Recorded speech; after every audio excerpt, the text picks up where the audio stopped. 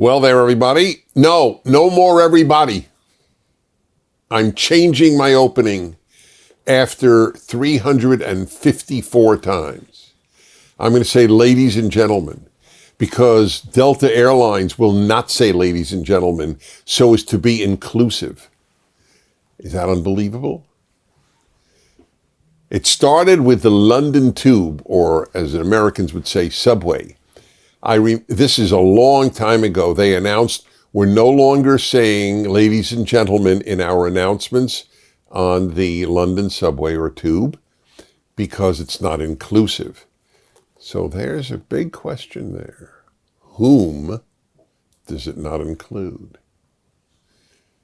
There are ladies, there are gentlemen, and there are, and the answer is those who are neither.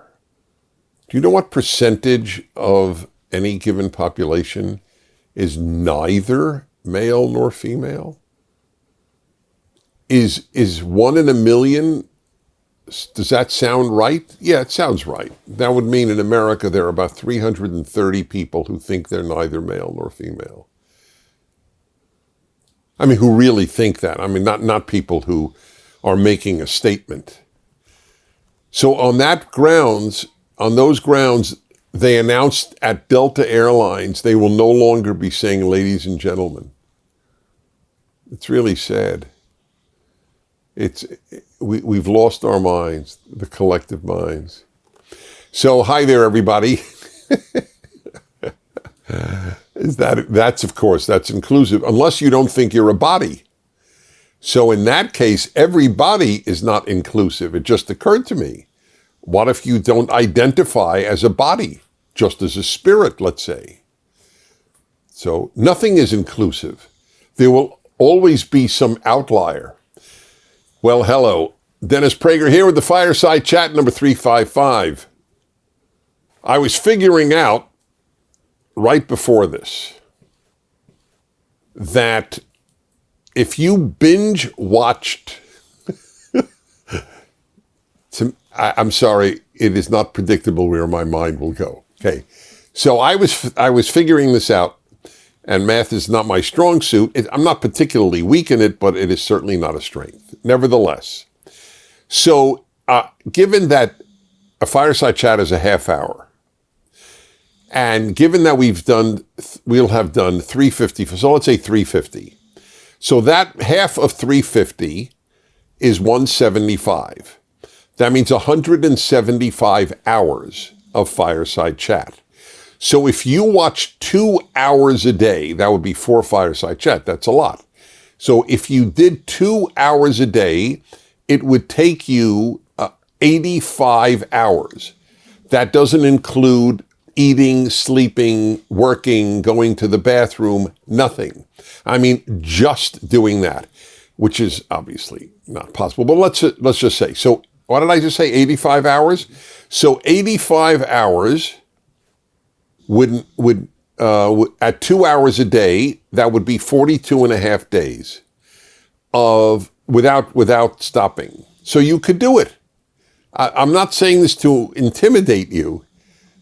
I think it's worth binge watching. There's no episode that some great subjects were not addressed. Not a compliment to me. I mean, maybe it is a compliment to me. That's not why I'm saying it. But it's a statement of, if it isn't of some real importance, the odds are it won't be addressed on a Fireside Chat. Okay, anyway, just thought you should know that, because it is definitely worth watching and then selecting some to send to some people who think when they hear my name, oh, it's just going to be political. Overwhelmingly, I don't discuss politics on Fireside Chats. Overwhelmingly. That's not what animates me, politics. But that doesn't mean that there aren't issues that are addressed in politics that are truly significant. Of course there are. In fact, I'm going to do that right now. It's going to be brief because I really want to you have so many great questions, and I want to really address those. But I can't resist this one, that the Democratic Party candidate in the United States of America, many of you all live around the world, is a woman named Kamala Harris, and she announced just this past week that if she's president, she will control the prices of food in America. Because the reason they're expensive is not that she and President Biden spent trillions of dollars for no good reason and thereby created a terrible inflationary effect that didn't exist prior to their ascending to office. No, not at all. It is because grocery stores and food producers are gouging the public. It's not that the prices are set by what it costs to produce and to ship and to stock and to sell and to package. No, not at all. It's because all of a sudden, for the first time in my lifetime, maybe American history, food producers have decided to gouge the American public, just coinciding with the printing of trillions of dollars to create much more inflation than we had.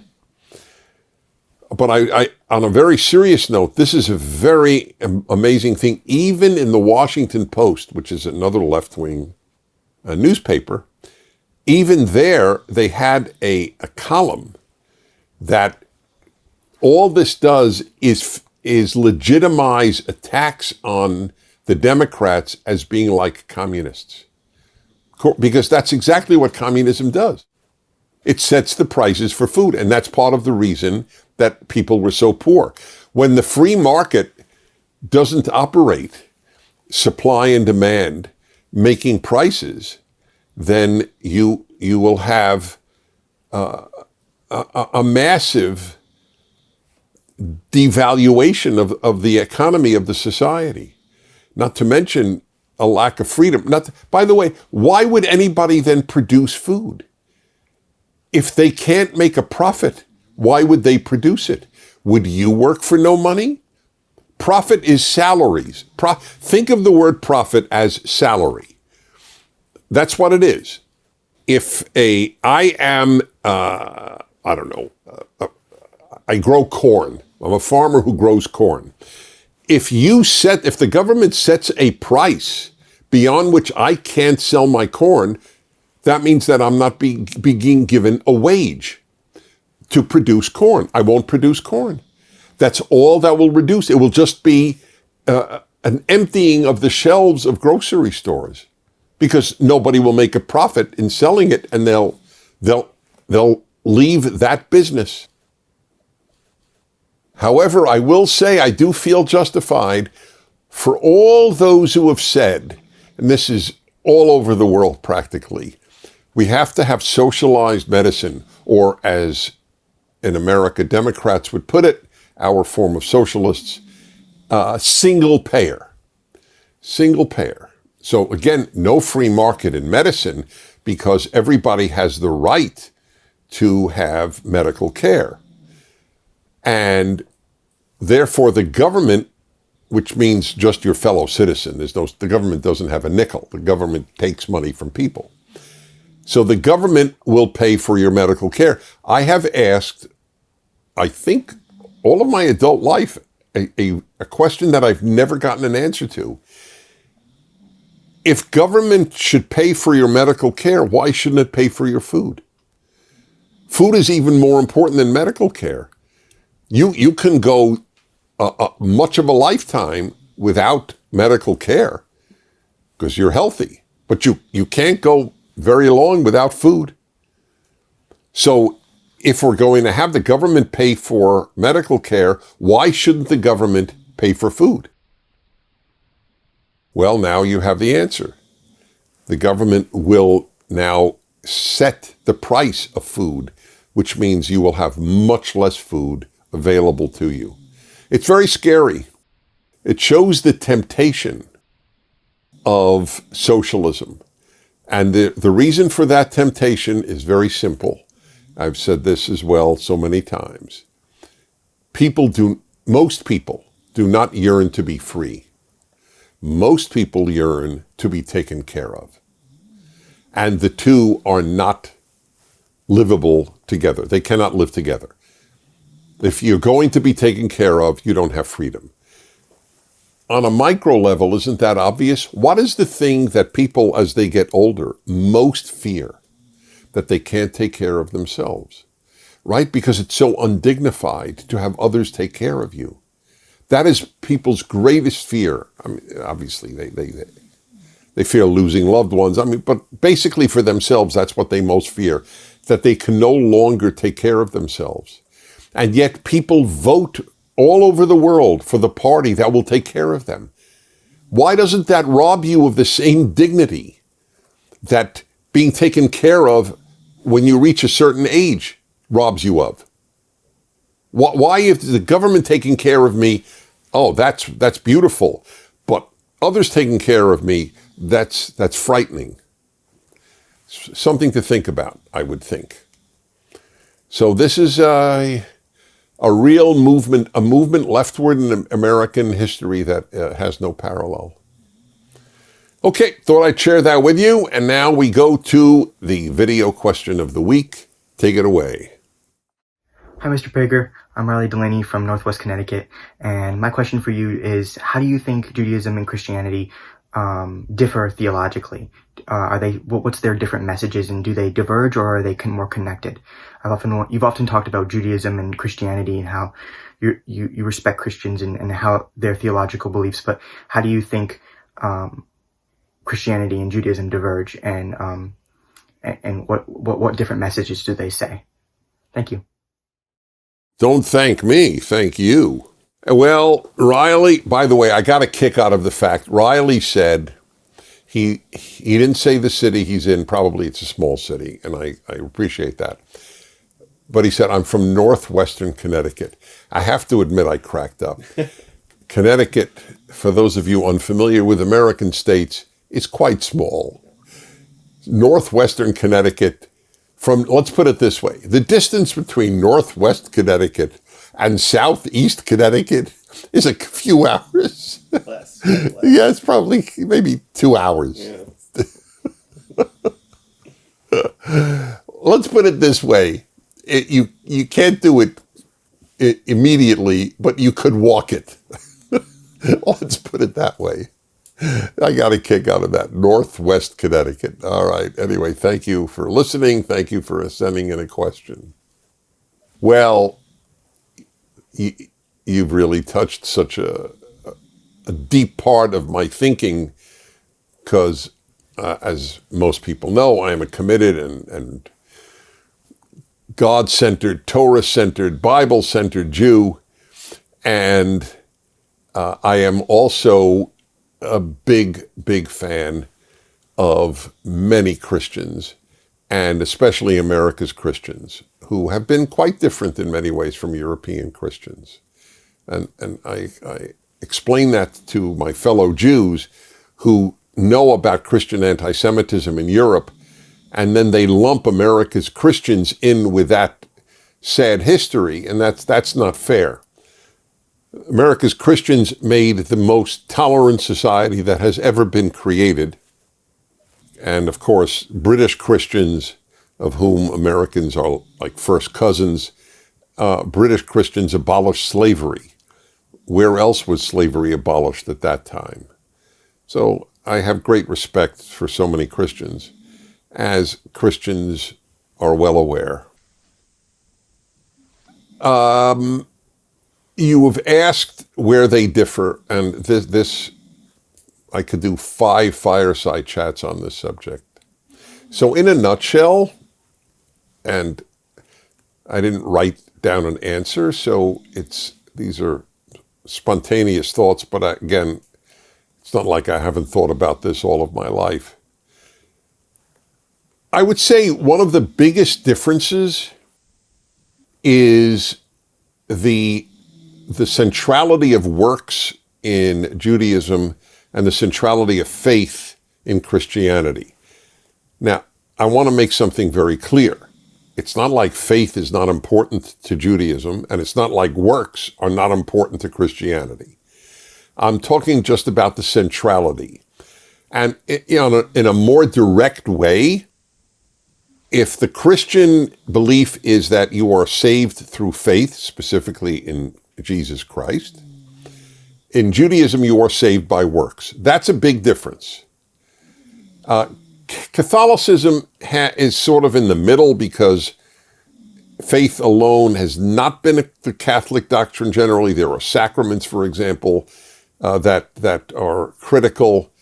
But nevertheless, having said that, and I'm a big admirer, by the way, of Protestant Christianity. There was Protestants who abolished slavery, there was Protestants who founded America. I have a big regard for what Protestants have given. And Catholics and others, but especially Protestants in this regard. As I always say, Jews didn't found America, Catholics didn't found America, Muslims didn't found America, atheists didn't found America, but Christians, not all of whom were believers in the Christian Trinity, but who were nevertheless in many ways Christians. But this is a big difference. That's why while Jews 2,000 years ago, before the Roman Empire became Christian in 325, Jews did proselytize, but it was never to save souls, because it is fundamental to Judaism that all good people are saved. Good atheists, good pagans, certainly good Christians, good anybody. And bad Jews are not. You're not saved by faith, you're saved by deed. And so the Christian response, as I've so often been told, is, yeah, but nobody could have good enough deeds. Okay, that's a Christian belief. You asked what the difference is in Judaism and Christianity. So that is a big difference on the centrality of works and the centrality of faith. Obviously, there's a difference on who is the Messiah. Obviously, Christians believe that Jesus is the Messiah, and Jews believe that the Messiah has not come yet. I don't spend. This shocks Christians because Christians are very Messiah oriented, and some Jews are as well, but not all Jews are. I went to yeshiva. That is deeply Orthodox religious school, half the day in Hebrew, half the day in English, till I was 19 years of age. So I'm really grounded. I've written books on Judaism, and of course my commentary on the first 5 books of the Bible, the Torah. So I've been studying and teaching this all of my life. So I have been immersed in the study and teaching of Judaism all of my life. Do you know that in all of my years in yeshiva, this is as traditional Jewish education as you can get, I don't think 2 days were spent on the Messiah. We studied, obviously, the Bible, we studied the Talmud, we studied Hebrew, we studied Aramaic, but the Messiah, basically for believing Jews, and we believe in the Messiah, the question of who the Messiah is not a Jewish question. It's a Christian question, but it's not a Jewish question. Because the issue is not who is the Messiah. The question is, how will we know when the Messiah has come? And the Jewish answer is, the lion will lie with the lamb, the world will be a decent place, Jews will return to their homeland and in peace, and there will be a transformed world. And obviously, Jesus came, and yes, there was a transformation that took place in many people's hearts without question. But the world still made war and torture and slavery and rape and evil continued as it did before then. So the traditional Christian response is that there will be a second coming. I have no issue with that. But that's not the Jewish view of it. The Jewish view is, we'll know the Messiah came because of the changes that will have happened in the world. So I want to make something clear, though, more important to me than what are the differences. But that's what you asked, and I've honestly tried to give you some answers. The issue for me is not what is your theology of any religion, including my own. The issue for me is what type of person does your religion produce? A very common Christian question is, we should seek the truth, and that will, when we discover religious truth, then that's what matters. And obviously for a Christian, the answer is Christianity.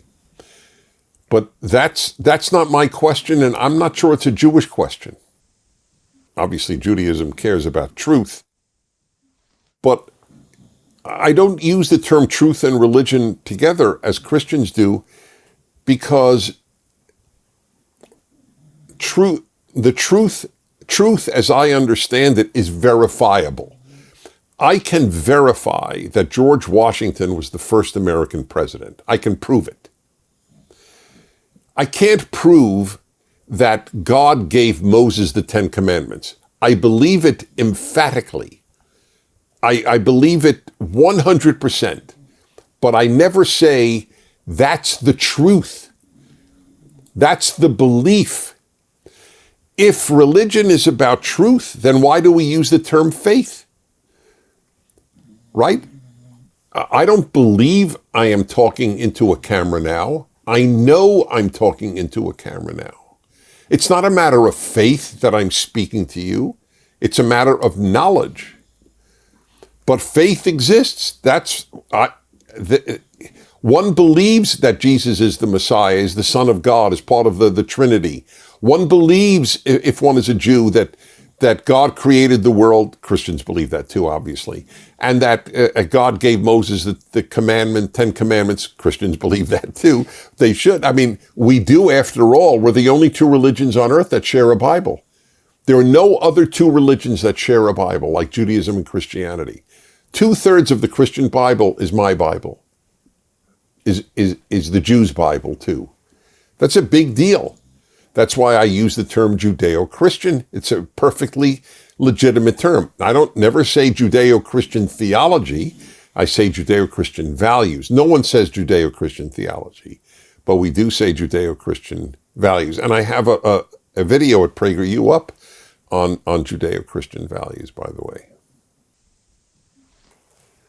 So Christians are my allies in the deepest sense of bringing the world at the very least to the 10 Commandments, and obviously to the belief that it is God-based. Because if Moses said, do not murder, do not steal, do not bear false witness, etc., then who cares? If God said it, then we should care. That's why the Declaration of Independence of the United States of America says that we are all given inalienable rights by our Creator. That's right. If the Creator didn't give us our rights, and people did, men did, then men can take them away. But if God gave them, men cannot take them away. So we have a lot in common, and yes, theologically we differ, which doesn't bother me in the least. As I said, I judge everything, secular or religious, by the type of people the doctrine produces. Leftism produces pretty awful people. Liberalism, often very, very fine people. But liberalism was very Judeo-Christian centered in the history of the United States, for example. Leftism has always rejected it. Okay, I hope that helps. Thank you for asking. Prager United question. So Prager United, that's what helps keep what we do, especially the Fireside Chat, going and producing all the things we do for free. Please join Prager United at pragerunited.com. There are really a whole host of benefits to you, and obviously benefits to PragerU to keep us producing what we do and touching lives. So they get the first question after the video question each week. This is from Matthew in Des Moines. Ooh, Des Moines, Washington? I looked it up. You looked it up? Mm-hmm. Okay, because usually it's Iowa. Mm-hmm. Hi, Dennis. I am a great fan of PragerU and recently read your book on Exodus, which I believe makes the case quite convincingly that the moral code of the God of the Bible is universal and good. Good. That's right. I hope you all read my series called The Rational Bible. The 4th volume is coming out this year. I am in a same-sex marriage, and we are soon welcoming our first child into the world through our partnership with a selfless surrogate. We cannot wait to be parents and instill the same moral code in our child. Though we are not a traditional family, we believe in the strength and overall goodness of the family unit. When the right refers to the destruction of the family, we commonly see fingers pointed at same-sex marriages as being part of that problem. We believe divorce and fatherless families have degraded the family unit, not marriages such as ours. Do you have any thoughts on this? Thank you for encouraging people to do and be good. I do have a number of thoughts on it. So you will find this, all of you, whether you're gay or straight, will find this of interest, I think. My wife and I are godparents to a gay couple's 2 sons. Now, the traditional role of the godparent is, should the parents die, the godparents take over the moral education of the children. So they obviously think quite highly of the values that my wife and I hold. But here's the kicker, if you will. We don't believe in same-sex marriage. I believe that marriage should not have been redefined. I supported all rights that marriages have be given to same-sex people, but not marriage. Rights, yes, but the term marriage should have been restricted to a man and a woman. That has been the definition for all of history. Changing it was a revolution in human history. Some will say it was a wonderful revolution. I understand why they say it. But I believed then, and I believe now, that the changes it wrought are a big part of the reason for our chaos today with regard to what is a man and what is a woman. And I'll tell you why. The biggest argument on behalf of same-sex marriage was gender doesn't matter. Only love does. Gender doesn't matter, I knew, and I wrote decades ago, was an exceedingly dangerous thing to say. And now we are living the consequences. Gender doesn't matter. So we don't even say ladies and gentlemen anymore. We allow men who say they're women to compete in women's sports, etc., etc. Gender does matter. So I rejected that argument on behalf of same-sex marriage. But literally, some of the finest humans my wife and I know happen to be gay and in a relationship and actually married, which is a fact. Whether I wanted it to happen or not, it is a fact. They know exactly my position. I know exactly that they're married, and we adore each other, to the point where one of those couples, we are the godparents of their children.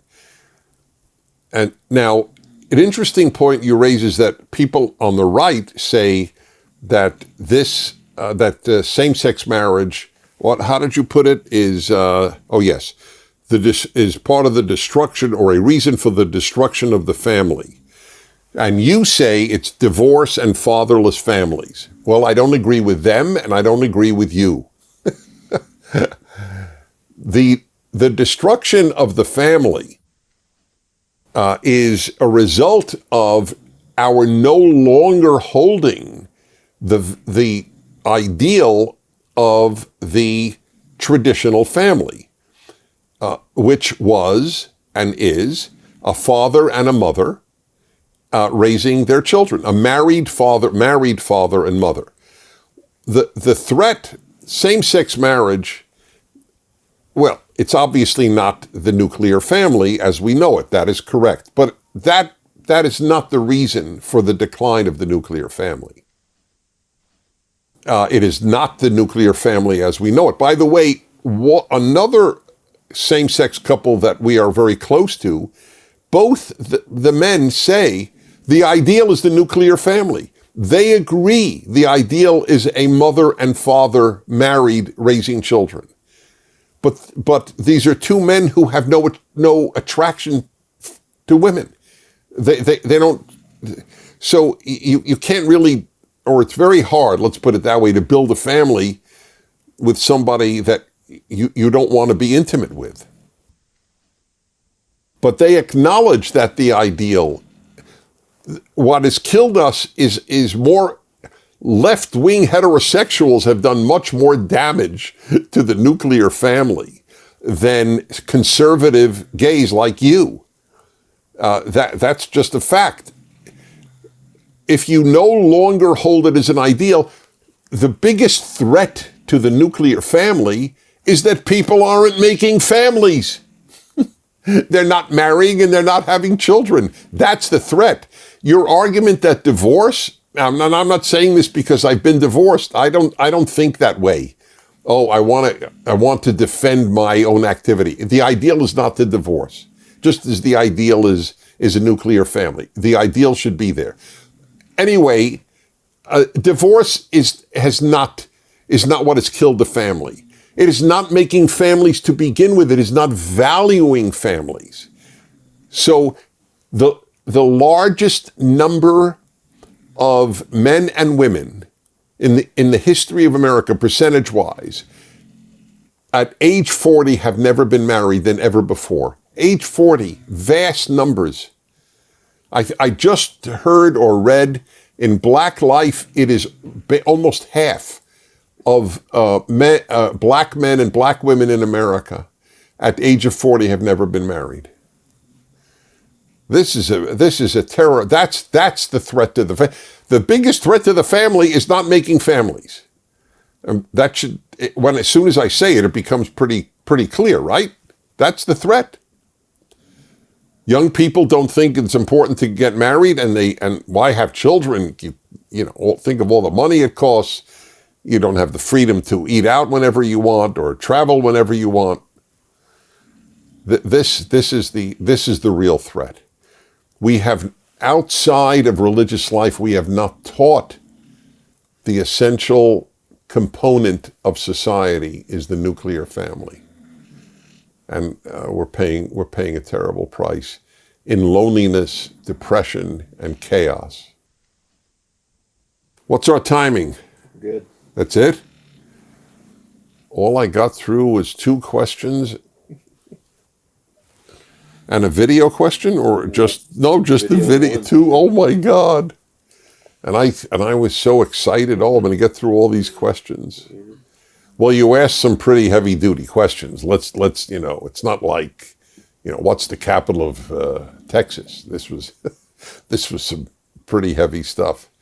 That's why it's worth binging. We talk about really, really heavy stuff. So I'll take hopefully more questions next week, and thanks for being with me. I'm Dennis Prager. See you next week.